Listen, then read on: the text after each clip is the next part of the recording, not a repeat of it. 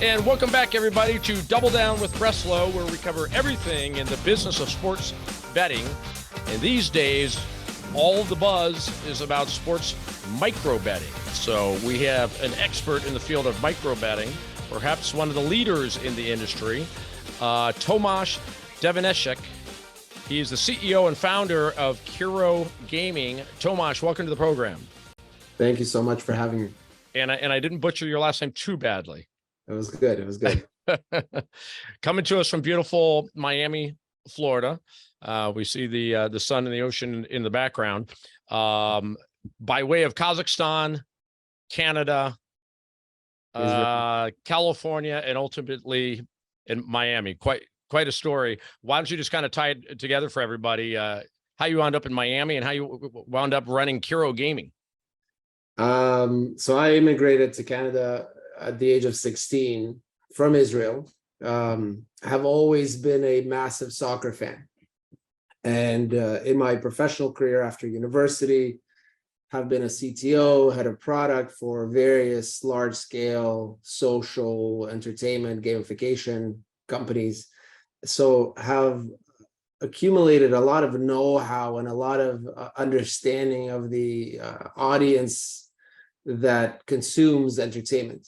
And my personal pet peeve with sports betting was that it wasn't then, and it still is nowhere near being an entertainment product. You know, most CEOs of sports books would tell you that they're in the entertainment business, but I think the product itself is actually anything but entertainment. And so what I wanted to do was bring some of the principles and some of the common denominators in the mainstream digital entertainment landscape to sports betting.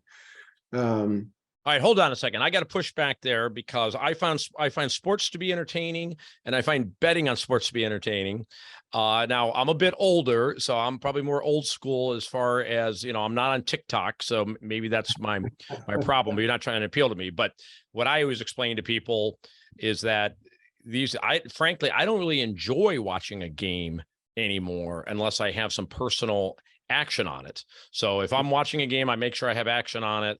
If there's a game that's on and I don't have action on it, unlike I'm going to be real excited about it. But as soon as I put $50 on a game, $100 on a game, now it's interesting to me. I'm not telling you that I'm riveted to my television set, but I'm way more focused and I find it entertaining. So what's wrong with that?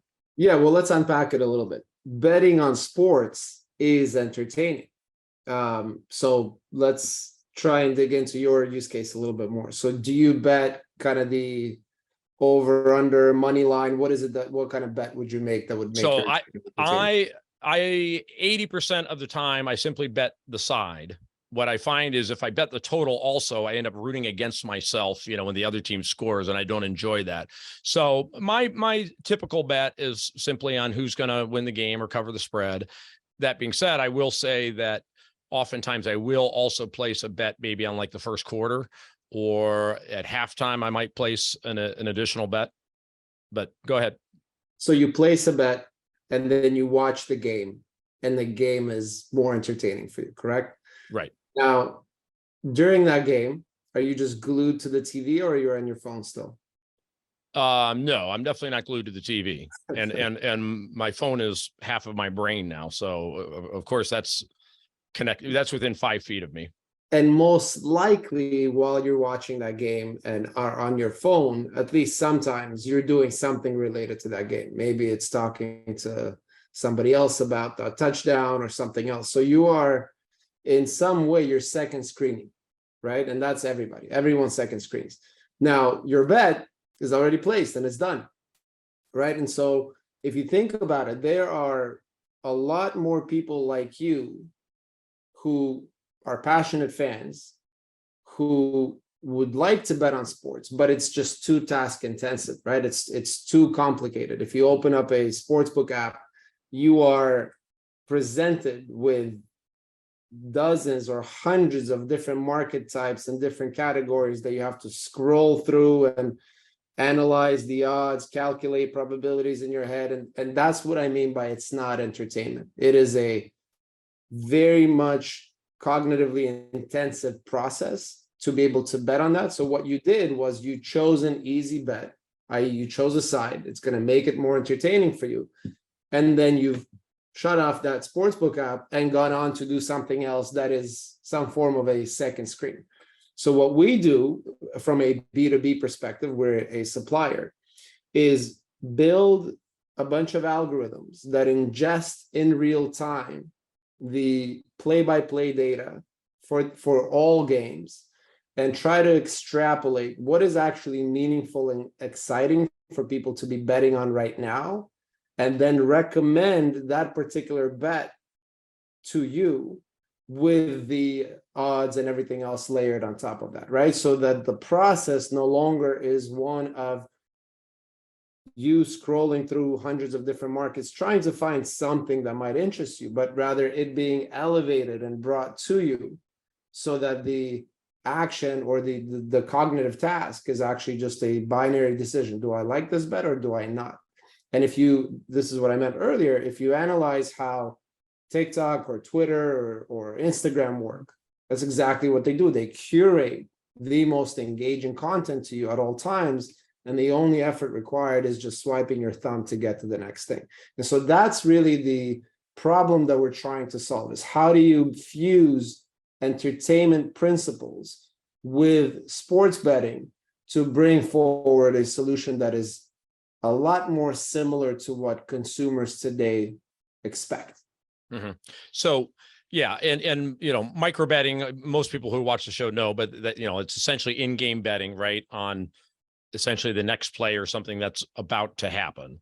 And there's a couple major elements to that as far as putting it together. One is setting the odds for what that's going to be, what's the proper line for whether there's going to be a strikeout or not, and having to come up with that very quickly, right? So there's companies that provide that, and I don't know if that's one of the things you do or not, but the other side of it that you're explaining is what is being offered to the player, right? Make sure that you're offering something that's exciting to somebody or interesting to somebody that they would actually want to bet on, because betting whether there's going to be a foul ball is not real exciting. Betting whether or not there's going to be a home run is kind of more exciting, right? So are you guys doing both of those things? Are you setting the odds and coming up with what you think are fun bets for people? Yeah, fortunately or unfortunately, we do both, which is, each of those alone is a very difficult task. I also want to highlight something that I think in a lot of folks' view, betting on the next play is actually what micro betting is. And it's really not. It's a subset of that category. But I think the most common way that people experience or see it today is what's the next play? You know, is it a 2 or a 3 or a foul or a turnover? But to me, that's actually the lazy way of doing it, because then what you end up doing is presenting that same bet over and over and over. And again, that's boring. Nobody wants to bet the next play 50 times during the game. What people would like to bet is if Steph Curry just hit 4 3-pointers in a row, well, now he's on a streak of 4 3-pointers. Will he score the 5th? Because that's top of mind for you when you see him bury the 4th one, right? So it's trying to extrapolate and figure out what is actually the most engaging thing right now, because sports betting is a prime example of choice or more choice, not actually being better, right? Like the industry continues to evolve the offering and creating more choice, but I don't think that's adding much value. I think the value now is on this idea of recommendation. How do you elevate things to users with the sole KPI of engagement, right? It's the same way that Amazon works. When you go to Amazon, it automatically re-ranks billions of products to try and sell you the deodorant or whatever, because they know you bought deodorant 2 months ago last. When you say recommending something to bet on, how is that different than simply offering it? Because right now it is limited what's offered as far as in-game betting, and so that has the same thing as being recommended. If I want to make an in-game bet on whatever my sports betting app is, there's going to be a limited number of things I can bet on, right? Well, limited or not, depends on the game, depends on the league, right? It's us and everyone else is constrained by the amount of data and the quality of data that we get. But I think if you open, I'm trying not to name specific sports book, but if you open a mainstream sports book during a football game, there's actually a lot of choice. There are a lot of things that you can bet on. And what happens is in real time, things are being repriced, right? So as the game unfolds, people are repricing the, over under total points for the game or whatnot. the key is that when something happens on the field, when we feel something emotionally as fans, seeing something happen, right? There's an interception, and now the Raiders have scored a touchdown again, and so we're feeling something. But typically there is nothing that is reflecting that other than the odds being offered on some static markets, right? But that could be a really exciting market. Maybe they're now within 4 to win the game. Well, that should be a bet, right? But it doesn't work like that today. What happens is there's a static menu that continues to grow and increase, that users have to navigate through and scroll through and see everything before they get to that one thing that they want. And that static menu is completely agnostic to the emotional attachment that we all as fans have to some things that happen on the field. So we sort of do both, because you asked the question of, do we do the odds? Yes. So we build recommendation algorithms or ranking algorithms for what kinds of markets or bets should be offered right now. And then layer on top of that a layer of pricing, which is basically just a bunch of machine learning models that extrapolate the probability of outcome on that particular bet. So let's say it's a typical NFL Sunday and we've got 10 games going on. Do I somehow log in and indicate which game it is that I'm watching so that you're not bugging me with recommendations of bets of games I'm not watching? Great question. So first of all, we don't deliver that to the consumer, right? We work with sportsbook operators. We're a B2B vendor. We sell them our technology. And then typically what we would do is on a game by game basis. So if there are 10 games, we're giving them 10 different feeds of recommended markets, where every 15 to 30 seconds, a new market shows up based on what's happening on the field or the court or the ice rink. Yeah. So in other words, you're leaving it up to the sportsbook what they want to do with that. I mean, but in order for what you're providing to the sportsbook to be useful to the sportsbook, it does seem as if that's how they would want to do it, that they would want to somehow allow their players to indicate, hey, here's the games I'm interested in. Yeah, well, and this is how some of our partners have deployed the tech, you can basically just sit a recommended market on top of everything else, right? So you have your typical categories, player props, et cetera, but above all of that, you can actually surface that one key market when the game is live, right? Pre-game, we add no value. But during the game, if you're watching that game and you want a seamless sort of effortless betting experience, then that could be an easy one, because you could open up that 49ers Raiders game and then trust that every 15 seconds you'll get a new recommended market, and you no longer have to scroll through anything, and that market will typically be the most engaging thing that you can bet on right now. Gotcha. So because I'm a little new to micro betting and in-game betting, because it's not legal here in California, so we don't get all of that. But what you're saying is typically there'll be a page associated exclusively with the game, with a particular game, with all the in-game options sitting on that page. Exactly. What you guys would do is you're really suggesting to sportsbook, hey, you ought to be using pop-ups for new suggested bets. Yeah, I mean, think of Netflix, right? You go to Netflix and you've got all the different categories and everything else, but then you also have the top 10 or something that they're recommending just for you. Yeah. Okay, well, let's leave it there. We got to take one commercial break, and when we come back, I want to hear a little bit inside the secret sauce as far as how you guys come up with these bets. We're talking with Tomash Devenishek from Kero Gaming on Double Down with Breslo. We'll be back right after these messages.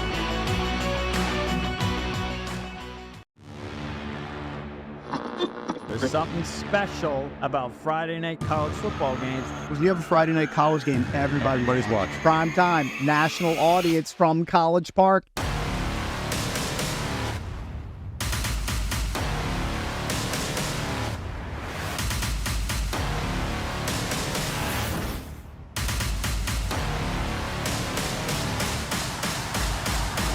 Friday night in the shell, nothing better.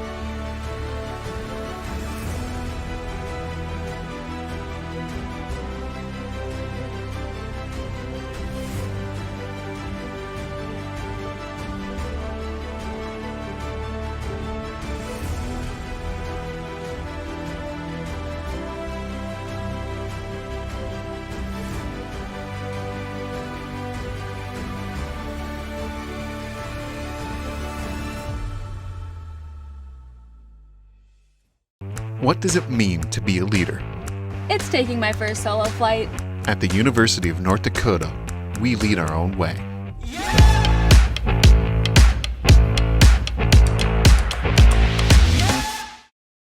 And welcome back, everyone, to Double Down with Breslo. We're talking to Tomash Devenishek, the founder and CEO of Kero Gaming, and we're talking about micro betting and algorithmic curation. I got that off your website. You I did. don't think you said that yet, but Very well. so let's talk about algorithmic curation. You guys are coming up with these really interesting in-game bettings for sportsbooks to offer to their players. That's what you guys would. So tell me, how is it that you guys come up with them? It's quite a complicated process, but at the core of it, if you think about us as a data refinery, right? We get raw data as the output of the game that's happening, right? And typically it's coming in a structured way where you get, so and so scored a 3-pointer, there's a rebound. We ingest that data and then refine it to come out with a highly unique, high octane, let's just call it, product. And so what happens is our algorithms ingest it. Well, first we clean it up and structure it and store it in a bunch of databases. And then we tend to look for, or tend to initially look for things like, what are the 1v1 narratives? What are the team versus team narratives? What are typically engaging moments that people like to bet on? One of our secret sauces actually has been that at the initial genesis stages of the company, we worked with and continue to do so with dozens of professional sports teams where we embed our technology as a free-to-play fan engagement solution. But what that ended up giving us is a lot of behavioral analysis and data on what people actually want to engage with when they're watching a game live, when they're watching something that they're passionate about, right? And so from there, we basically look at hundreds of thousands of permutations of different markets in real time and try and rank them on an engagement coefficient, let's just call it that, right? Try and see, well, of these 100,000 right now, what would be the most engaging thing, or maybe the most engaging two. And the output is a consistent cadence, 15 to 30 seconds of these recommended micro markets. Give me an example of some that you would consider to be bet types that are more creative than we can otherwise see. Half the time it's actually something right? So, the Miami Heat are playing the Bucks, right? And once again, Jimmy Butler is heating up in the third quarter, and suddenly the Heat are within 2 of tying the game, and then they do. And then the Bucks score another 5, and then the Heat are within 2. You're ingesting that and extrapolating, okay, well, they might tie it again, right? So half the time it's actually just being able to tell somebody the Heat have come back 3 times in this game. Will they come back again in the next minute or something like that, right? Suddenly that's a market that's far more engaging because it's delivered at the right time with the right context in the right moment. So you're oftentimes giving some information along with offering the bet, because you just said they've come back 3 times. So that's for sure is new. You don't see that typically. Not oftentimes, almost always. And we do it in 2 ways. Sometimes in the actual construct of the market itself, and always in what we call context nodes. So all of our markets that we deliver are binary, and that's for a reason. As I was saying earlier, we want entertainment, not a trading experience for the end consumer. So binary allows you to make a binary choice, right? Binary choices are much easier. But then what we do, if you can think of it almost like that board above the roulette table that tells you black, red, we call them context nodes. So we then also try and extrapolate what are the meaningful data points that we need to give somebody so they can make an easier bet, right? So that would mean Miami Heat have come back from 2 points down position 20 times in the playoffs or something like that. That would be an example, right? So now you're getting kind of not just the proposition that's exciting, but also some data points that allow you to be a bit more confident in your decision. And are these, you're saying using algorithms to create them, are you using AI to actually offer to put the whole bet together, or is it a human being that's actually putting together the bet?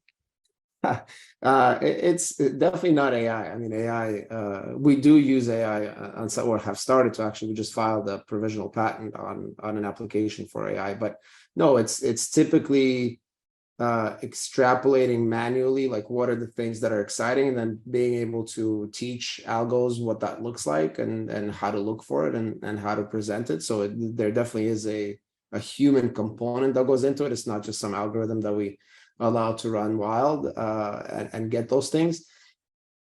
And again, so walk, well, if you don't mind, if you're not giving away too much, walk us through exactly how you guys create an in-game bet that's then sent out to the books. Well, you start with very passionate people that love sports, right? And then you take a basketball or a group of basketball fanatics, and you say, what are the most exciting moments in the game that you would like to bet on? And they'll give you 300 of them, right? And some of them may be unquantifiable, some of them may be quantifiable. And slowly but surely, you build what we call a market corpus, right? So market corpus is all the different markets that we could deliver. And then over time, you start deploying those, looking at engagement values, et cetera, looking at how do you teach an algorithm to actually spot that or rank it higher, et cetera. And what you end up with after a lot of work and a lot of iteration is a collection of within an automated system that could spot trends, that could spot engagement value and deliver that engagement value to somebody. Does that make sense? Yeah. So, but keep going with it then. I mean, now let's get into the real world where an actual bet is created and sent to a book. Is it the computer picking out? Oh, absolutely. Yeah, absolutely. Yeah. Okay. So it's not, so during the game, it's not a human being that's creating the bet? There are 0 human beings involved during the game, during the actual delivery. It's all algorithmic. But obviously at the genesis stage, you do have to kind of, even Tesla's self-driving is not, although it's like the car drives by itself, there is no engineer sitting there, but there are a lot of engineers that go in and write code that says, this is what a cat looks like. If you see a cat, then you have to slow down. And this is what a grandma looks like. And if you see a grandma on the road, you got to stop, right? So there's a lot of human involvement at the foundational levels, but then in the actual consumption of the technology, there are no humans involved. Amazing. So both the bet itself and the odds of the bet, 100% computer driven. You could be out at on the beach and this thing's chugging away, creating in-game bets. Correct. And the odds is something else, right? So the odds is sort of the same. We kind of talk about it in 2 layers. The initial layer is the recommendation layer, because you need to figure out what's actually meaningful. And then once you figure that out, you need to go to something else to say, well, what are the odds on this, right? And so for the odds, we do a whole other process, which again, humans are involved in the creation of it. But then you end up with a dedicated machine learning model for that specific market type, to which you essentially have to send a bunch of data in real time to say, okay, here's what happened in the game so far. It knows a bunch of historical data. Here's some additional information. And then within a 100 millisecond response time, it'll come back and say, I think that the Heat are 20% likely to come back in this game or whatever. And would you say the other companies out there doing in-game micro betting are also doing it 100%, computer generated as opposed to human? Everyone, including us, has humans involved in the process, right? So we tend to analyze in real time, like, there's something being mispriced or whatever, but the output is never human. The output is always machine output, although humans are involved in the oversights, let's say, of that output, right? So I think the other companies that are in our space, for sure, it's all algorithmic. It's just impossible to do this at scale with humans, right? And that's actually why we got into this game, because day one, when we launched with our first free-to-play sports team partner, we were doing everything by hand because we were trying to prove a hypothesis. And it worked well enough, but the bottleneck was quite evident right away. And so that's why we started building algorithms 2+ years ago now to do all of this. Yeah. The only in-game betting that I'm really personally familiar with is seeing odds like, during a timeout, a commercial timeout in a football game or a basketball game, you might see an updated line on the game where now it's, Bucks minus 14 and a half. Correct.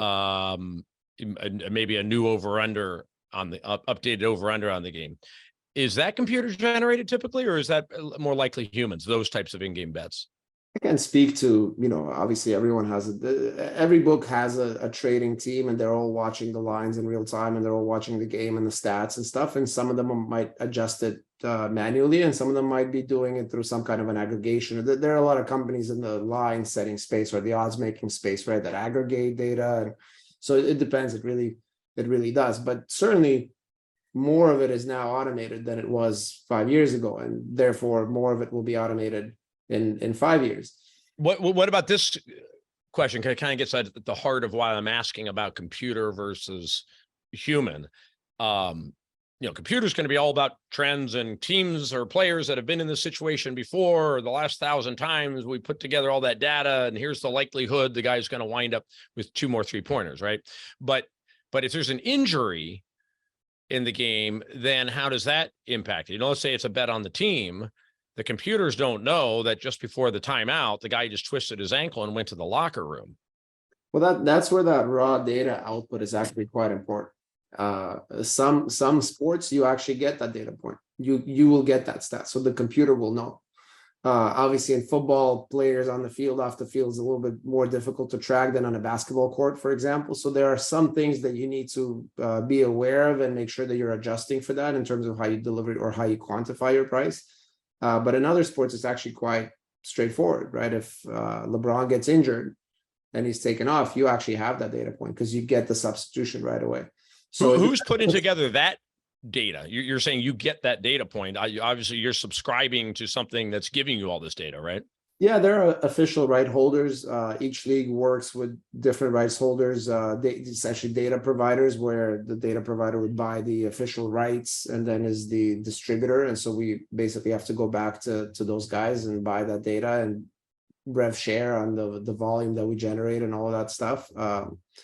But it's, that's a huge business, actually. Sport Radar, Genius, for example, those are some names. IMG Arena, there are a lot. Right. And this is where you get into the leagues saying that, well, we own this data, right? I know that's been a past controversy, is who owns that data, and the leagues say that we own it. And that kind of is where things sit right now, right? Those companies have to license getting the data from the NBA, for instance.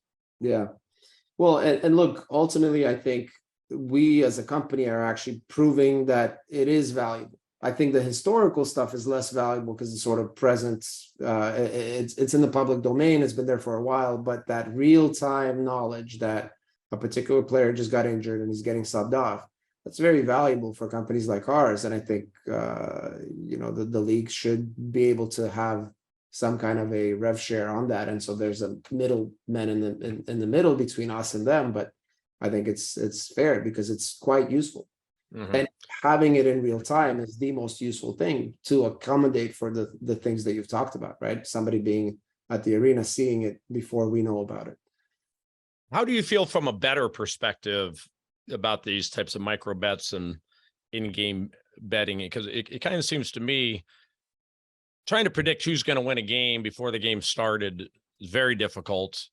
All sports betting is difficult, obviously, but I kind of feel like as a viewer that if you're really watching the game closely and really have a feel for the game and you can tell trends and see that, the momentum seems to be shifting here and so on, doesn't that arguably give the guy who's watching closely an advantage in micro betting? Because again, your algorithms can't really pick up momentum.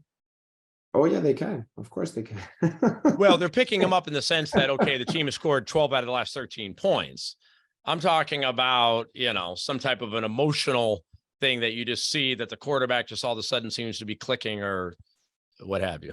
Well, to what degree is that a real indicator, right? Like sometimes there's a confirmation bias, and that's probably what the industry is built on, is people thinking they know something that they don't really know, right? Like ultimately, we all like to think that we are unique and we have some insight, but on the whole, we behave quite predictably. And sports, to some degree, is a very complex system, of course, and all that. But there is some level of predictability, and so you don't need to know 100% with 100% certainty that something will happen. But well, if a player just elbowed Michael Jordan, and you can tell Jordan is pissed off, and he's just gonna kill this guy in the next 10 minutes, your algorithms don't pick that up, right?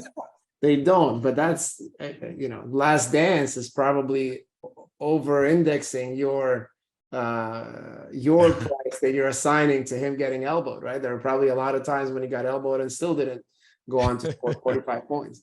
So that's what I'm saying. It's ultimately we all behave in a particular way, and you don't need to win 100%, right? Like if all books won 100% of the time, nobody would bet. So you only need to win enough. You need to create that margin, that return to player, which should be in the 90%, let's say, for them to have fun, but for you to make money. So how many sports are you guys up and running on? Soccer, NFL, and basketball. In the process of doing baseball, hockey, cricket, hopefully F1, golf, tennis. So we have a lot that we're working on right now. And of your current sports are football, soccer, basketball. Of those three, which ones do you think seems to be the most action on?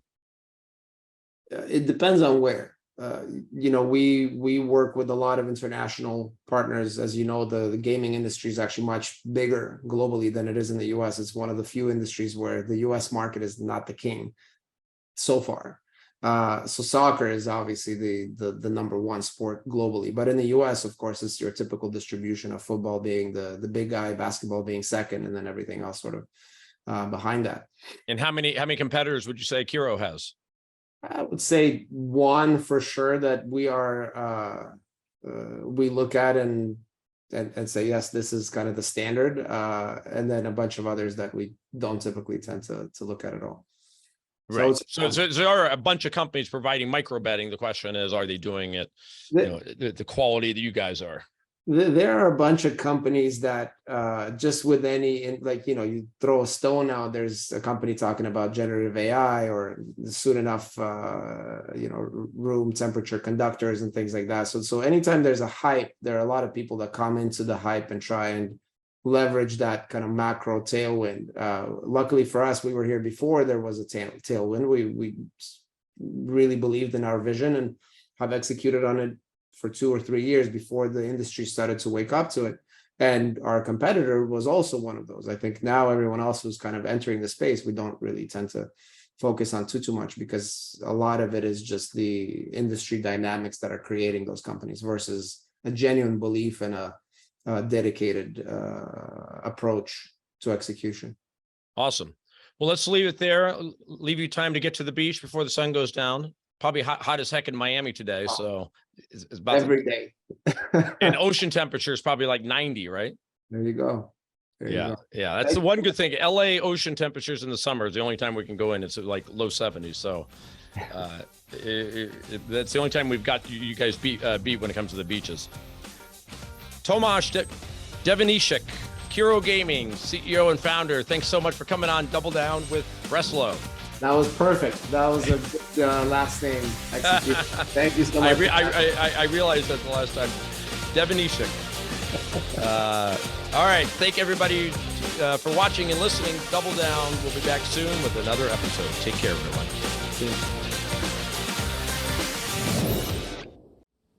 I want you to smash that like button.